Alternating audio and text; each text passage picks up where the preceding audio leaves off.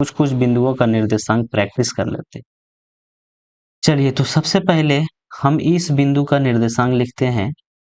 तो देखना होगा कि ये जो बिंदु है हमारा, यहाँ से यहाँ की जो दूरी है वो कितना है, यानी इसका पहले हम x निर्देशांक लिखेंगे।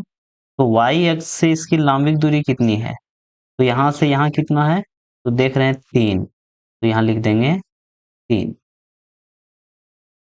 कोमा। अच्छा, अब अगर हम इसका y निर्देशांक लिखना है, तो हम x अक्ष से लंबिक दूरी देखेंगे। x अक्ष से कितना है हमारा, सॉरी, ये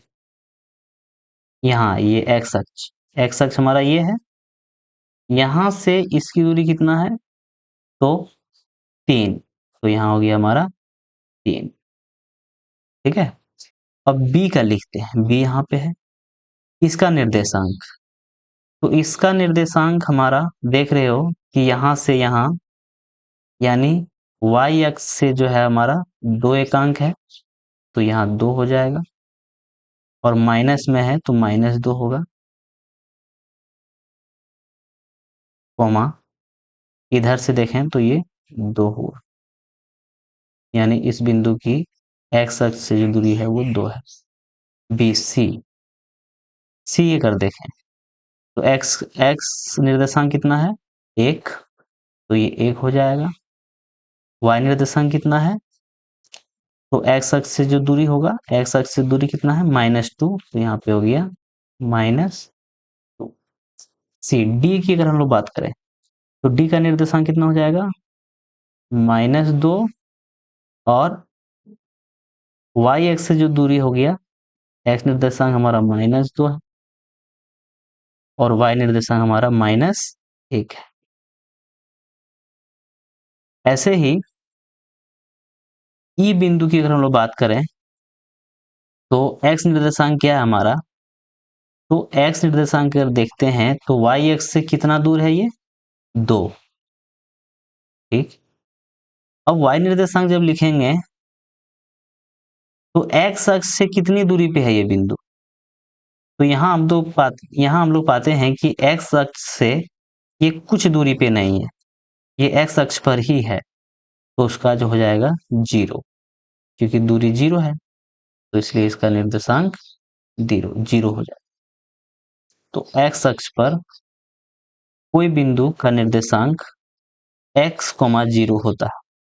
अगर हम इसकी बात करें तो देख रहे हैं कि यहाँ से y अक्ष से ये पूरा का पूरा यहाँ अगर 1 है, तो इसके बीचों बीच यानी कि हाफ हो जाएगा, यानी कि 1/2, यानी 0.5 हो गया x निर्देशांक, और y निर्देशांक फिर हमारा x अक्ष पर है तो 0 होगा। ठीक है, तो ये हो गया 0.5, 0, या इसको हम लोग 1/2, 0 भी लिख सकते हैं। ठीक, आगे देखते हैं F। तो बिंदु F जो है वो यहाँ पे है, और ये भी देखोगे बिंदु F जो है वो x अक्ष पर ही है, तो इसका निर्देशांक क्या होगा, तो पहले हम लोग x निर्देशांक देख लेते हैं। x निर्देशांक कैसे देखते हैं, तो y अक्ष से लंबिक दूरी तो 5 है, लेकिन अगर y निर्देशांक देखें तो x अक्ष से तो ये चला ही नहीं है, तो ये 0 हो जाएगा। तो हमारा हो गया बिंदु F का निर्देशांक y, 0। ठीक है, उसके बाद अगर हम लोग देखें तो g अगर देखोगे, g का अगर हम लोग x निर्देशांक की अगर बात करें तो y अक्ष से हम लोग इस बिंदु के लिए 5 चले हैं, दूरी कितना, 5, और दिशा है नेगेटिव, तो -5 हो जाएगा, और हमारा x अक्ष से y जो दूरी है वो 1 है, तो -5, 1 हो गया। ठीक है, चलिए, तो आगे हम लोग कुछ कुछ चीजें कंसिडर करते हैं, थोड़ा सा और समझ लेते हैं। चीजों को। अच्छा, एच एक बिंदु रह गया है, तो एच का निर्देशांक लिख लेते हैं। एच अगर देखोगे तो ये पहले एक्स निर्देशांक लिखेंगे, तो एक्स निर्देशांक वह होता है जो वाई अक्ष से लंबित दूरी होगा, या इधर या तो इधर। जीरो हो जाएगा, सॉरी एक्स हमारा जीरो हो जाएगा और वाई हमारा कितना हो जाएगा, -3।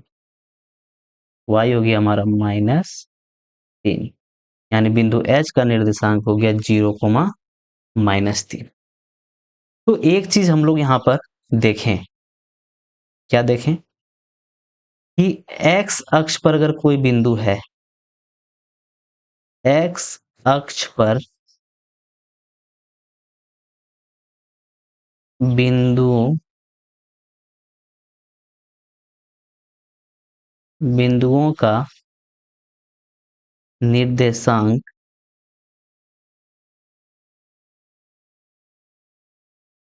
जो होता है वो x कुछ ना कुछ होता है, लेकिन y 0 होता है। ठीक है, इसी तरह से y अक्ष पर अगर देखें, y अक्ष पर अगर कोई बिंदु है तो उसका निर्देशांक जो होता था वो हमारा होता था x, y। मतलब x तो 0 होगा लेकिन y कुछ ना कुछ होगा। अच्छा, एक चीज और अगर हम लोग बात करें, इस चतुर्थांश में, यानी प्रथम चतुर्थांश ये हो गया, ये द्वितीय चतुर्थांश हो गया, ये तृतीय चतुर्थांश हो गया, ये चतुर्थ चतुर्थांश हो गया। इस चतुर्थांश में अगर किसी बिंदु की अगर हम लोग बात करें तो ये दोनों प्लस प्लस था, यानी प्लस प्लस, एक्स निर्देशांक भी प्लस और वाई निर्देशांक भी प्लस। तो प्रथम चतुर्थांश में बिंदु का निर्देशांक दोनों धनात्मक होता है। द्वितीय चतुर्थांश में बिंदु की निर्देशांक की अगर हम लोग बात करें तो देख रहे हैं कि ये दोनों बिंदु द्वितीय चतुर्थांश में है, जिसमें कि x निर्देशांक ऋणात्मक है और y निर्देशांक धनात्मक है, यानी इसमें जो होगा वो माइनस प्लस होगा। तृतीय चतुर्थांश में अगर हम लोग बात करें तो यहाँ पर देख रहे हैं कि दोनों ही माइनस माइनस में है। चतुर्थ चतुर्थांश में अगर हम लोग बात करें बिंदुओं का निर्देशांक, तो इसमें x निर्देशांक प्लस है और y निर्देशांक माइनस है। ठीक है, यहां तक तो क्लियर हो गया होगा। चलिए, तो फिर से हम लोग एक बार जो जो सीखे उसको रिकॉल कर लेते हैं कि प्रथम चतुर्थांश में प्लस प्लस होता था, द्वितीय चतुर्थांश में माइनस प्लस होता था, तृतीय चतुर्थांश में माइनस माइनस होता था और चतुर्थ चतुर्थांश में प्लस माइनस होता था। याद रखने का आसान सा तरीका है ऐसे, अगर प्रथम में प्लस प्लस है तो इसके ऑपोजिट साइड में दोनों माइनस माइनस होगा। इसमें अगर माइनस प्लस है तो इसमें प्लस माइनस होगा। बिल्कुल आसान सा है, कोई दिक्कत नहीं। चलिए आगे बढ़ते हैं।